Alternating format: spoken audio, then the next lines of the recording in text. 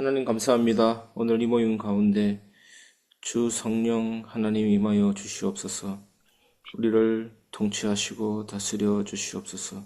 음, 날마다 하나님과의 관계가 더욱더 깊어지게 하시고 하나님 음, 말씀에 온전히 순종하게 하시고 더욱더 하나님을 더 깊이 알아갈 수 있도록 우리를 통치하시고 다스려 주시옵소서. 오늘도 음, 말씀을 깨닫게 하시고 눈을 열어 주시며 참된 신앙의 길로 나아가게 하시고 하나님께 음, 최고 영광 돌리는 성도로 세워지게 하옵소서. 예수 그리스도 이름으로 기도합니다. 아멘. 오늘 말씀은 창세기 36장입니다. 창세기 36장을 묵상하겠습니다. 오늘의 핵심 성구는 창세기 36장 8절입니다. 제가 봉독하겠습니다. 이에 에서 곧 에돔이 세일산에 거주하니라. 아멘. 먼저 말씀을 요약해 보겠습니다. 1절에서 8절을 보면 에서의 족보와 결혼에 대한 이야기가 나옵니다. 에서는 가나안 여인 아다와 오홀리바마를 아내로 맞이하고 이스마엘의 딸 바스마과도 결혼하여 자녀들을 낳았습니다. 이 행위는 부모의 뜻을 거스리고 분노와 반항을 의미합니다. 부모님 가슴에 못을 박고 상처를 주는 행위입니다. 하나님의 언약을 무시한 선택이죠. 이방 여인과의 결혼은 하나님의 언약을 따르지 않고 자신의 길을 선택했다라는 겁니다. 이렇게 해서 장자 명분이 이제 야곱으로 이양이 되는 그런 섭리가 이루어지고 큰 자가 작은 자를 섬기리라고 약속하신 그 말씀의 성취가 이루어지게 되는 것입니다. 에서는 야곱과 함께 거주하기 어려울 정도로 재산이 많아져 세일산으로 옮겨가게 됩니다. 이제 분리가 일어나는 것이죠. 하나님이 정한 각자의 자리로 나눠져야 할 상황입니다. 이것은 결국 죄와 의로움, 공존할 수가 없는 것이죠. 세상과 은혜의 삶, 하나님이 우리에게 주신 놀라운 축복과 축복되지 못한 삶, 그런 구분을 지금 말하고 있습니다. 두 번째, 에세의 자손과 그들의 족장입니다. 9절에서 19절입니다. 에세의 아들들과 그 자손들이 나열되며 각각의 아들들이 새로 세운 족장들이 소개되고 있습니다. 엘리바스와 르우엘 등 에스의 아들들이 족장으로 세워지며 그 후손들은 에돔 땅에서 각기 그들의 세력을 형성하게 됩니다. 이들은 결국 언약 밖의 민족들이라는 것이죠. 이스라엘과 끊임없이 대립을 하고 하나님과 멀어진 상태, 언약 백성의 언약 밖의 삶, 그것이 어떠한 것인지를 설명하는 것이 구약 족보에 나오는 이야기고 또 왕들, 여러 가지 이방 민족들의 이야기가 이런 경우를 할 수가 있습니다. 31절에서 43절을 보면 에돔의 왕들과 족장들의 기록이 나옵니다. 에돔 땅을 다스리던 왕들이 소개되고 있습니다. 부올의 아들 벨라를 시작으로 여러 왕들이 교체되며 에돔 땅을 통치했습니다. 마지막으로 에돔에 세워진 족장들의 이름이 소개됩니다. 오늘 말씀을 한번 적용해 보겠습니다. 첫 번째, 은혜로 갈등이 해결된 경험입니다. 야곱은 가만히 그 자리에 있으면서도 하나님의 은혜로 형 에서와의 갈등이 해결되는 경험을 했습니다. 에서가 스스로 자신의 재산과 가족이 많아짐을 깨닫고 평화를 위해 세일산으로 떠나기로 한 것입니다. 야곱은 어떤 적극적인 행동을 취하지 않고도 형이 갈등을 피하려는 결단을 함으로써 자연스럽게 문제가 해결되었음을 경험했습니다. 우리도 때로는 문제에 직접 개입하기보다는 하나님의 인도하심을 기다리는 것이 중요합니다. 그분의 은혜 속에서 평화롭게 갈등이 해결되기를 믿고 나아갈 수도 있습니다. 여러분, 기다린다는 것은 단순히 시간을 때운다는 것이 아닙니다. 말씀을 묵상하고 기다림으로써 하나님과 더 깊이 연결되는 것입니다. 말씀 묵상과 기도는 하나님의 뜻과 때를 신뢰하면서 하나님 안에서 힘을 얻는 적극적인 기다림의 자세입니다. 오늘 여러분 말씀 묵상과 기도의 은혜가 여러분에게 있기를 바랍니다. 두 번째, 자신의 뿌리와 배경을 이해하고 감사하기입니다.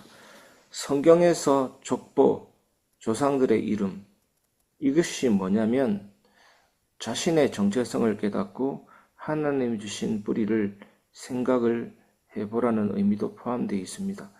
창세기 36장의 족보 이야기는 하나님이 모든 가족과 민족을 기억하시고 그들의 역사를 주관하심을 보여줍니다. 마찬가지로 우리는 하나님께서 우리의 가정도 기억하시고 돌보신다는 사실을 믿어야 됩니다.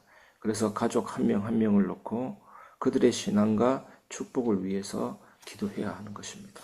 하나님이 반드시 응답하실 줄 믿습니다. 기도하시기 바랍니다. 세 번째, 자신의 자리에서 성실하게 살아가기입니다. 에돔의 왕들과 족장들이 각자 맡은 지역과 위치에서 그들만의 역할을 다했던 것처럼 우리도 하나님 주신 자리에서 성실하게 살아가는 것이 중요합니다. 지금 여러분이 있는 곳에서 맡은 바 소명을 다하며 살아가는 것이 하나님 앞에서 바른 삶임을 깨닫게 됩니다.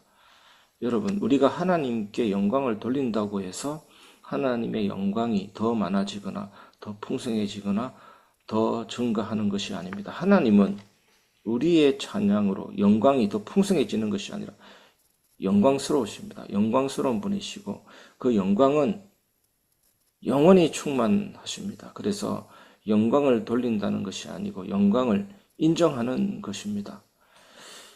미국 청교도들이 초창기에 보면 그 집의 문패에 이런 글자가 쓰여 있다고 했습니다. 이 집은 하나님의 영광을 위한 집입니다. 들어가면서 나가면서 그 마음을 새기고 하나님의 영광을 위해서 그 영광을 인정하는 집과 사람 되기를 소망했습니다. 여러분, 예배만 거룩한 것이 아니잖아요. 여러분이 하나님 영광을 위해서 하는 모든 일들이 거룩한 것입니다. 우리는 그 거룩함이라는 놀라운 은혜의 세계에 부르심을 받았습니다. 소명을 받았습니다. 대충 일하고 월급을 받는다든지 대충 일하고 시간 때우는 것이 아니라 하나님의 영광을 인정하는 삶을 사시기를 바랍니다. 그렇게 생각하면 하루하루가 너무 귀하고 나에게 맡겨진 일들 최선을 다할 수밖에 없습니다. 그 일을 하다가 쓰러진 한이 있다 할지라도 나는 깊이 최선을 다할 수밖에 없는 그런 신성한 하나님의 은혜의 힘이 부어지게 되는 것입니다. 오늘 여러분들에게 이러한 축복이 있기를 바랍니다. 멋지고 화려하고 훌륭한 일만 하나님이 영광 받으시는 것이 아닙니다. 내가 하는 일이 내 직업이 어떠하든지 간에 하나님의 영광을 위한 일이라면 그 일이 거룩한 일이 됩니다. 오늘 여러분들에게 이러한 삶이 회복되시기를 바랍니다. 이제 이 말씀을 통해 그리스도를 발견해 보시기를 바랍니다. 첫 번째, 형제 간의 분리는 장차 그리스도를 통한 화해와 회복을 예표합니다. 에서와 야곱이 함께 거주할 수 없어서 헤어지게 된 상황은 죄로 인해 하나님과 인간 사이에 생긴 분리를 상징한다고도 볼 수 있습니다. 그러나 이 분리는 장차 예수 그리스도를 통해 다시 회복될 것을 예표합니다. 그리스도 안에서 우리는 하나 되어서 하나님과의 관계가 회복되었음을 믿으시기 바랍니다. 에돔, 에스의 후손 에돔, 예레미야서에 보면 에돔을 하나님이 징벌하십니다. 하지만 나중에 회복될 것이라고도 은혜를 약속하십니다. 우리 요한복음 19장 30절에 보면 예수님이 다 이루셨습니다. 무엇을 다 이루었습니까? 우리의 문제가 해결되고 내 욕심대로 일이 술술 잘 풀린다는 것이 아니잖아요. 우리가 가진 복음이 그렇게 값어치 없는 것이 아니잖아요. 무엇이 다 이루어졌습니까? 무엇 때문에 예수님이 그 피를 흘리셨습니까? 우리의 죄를 해결하신 것입니다. 하나님과의 관계를 온전히 회복한 것입니다. 예수님의 그 피는 우리의 죄의 값을 치르고 예수님의 십자가의 죽으심과 순종은 하나님의 말씀을 다 이룬 순종입니다. 그 의를 우리에게 주사 너는 의롭다 해주셨고 하나님의 자녀 양자됨을 주신 것입니다. 관계를 완전히 회복한 것입니다. 그 복음에 고귀하고 너무나도 놀라운 은혜를 생각하면서 여러분의 삶이 하나님께 순종하는 삶이 되시기 바랍니다. 두 번째, 에돔의 왕들의 교체와 한계는 예수 그리스도의 영원한 왕국을 예표합니다. 에돔 땅의 왕들이 자주 교체되었던 것은 인간 통치의 불완전함과 한계를 보여줍니다. 여러분, 이것과는 다르게 예수 그리스도의 왕국은 영원합니다.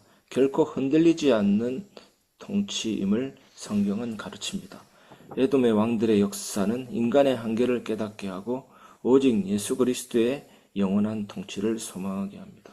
예수님은 지금도 보좌에서 하나님과 우리 사이의 관계가 유지될 수 있도록 통치하십니다. 이것을 거룩이라고 하잖아요. 그리고 하나님의 말씀에 온전히 순종할 수 있도록 통치하십니다. 이것을 의라고 합니다. 그 다음에 하나님을 더욱 알 수 있도록 우리를 통치하십니다. 이것을 지식이라고 합니다. 거룩과 의와 지식으로 우리를 통치하고 다스리십니다. 오늘 여러분들에게 이 하나님의 통치와 다스림이 임하는 최고로 복된 은혜로운 하루가 되시기를 주님의 이름으로 축원합니다.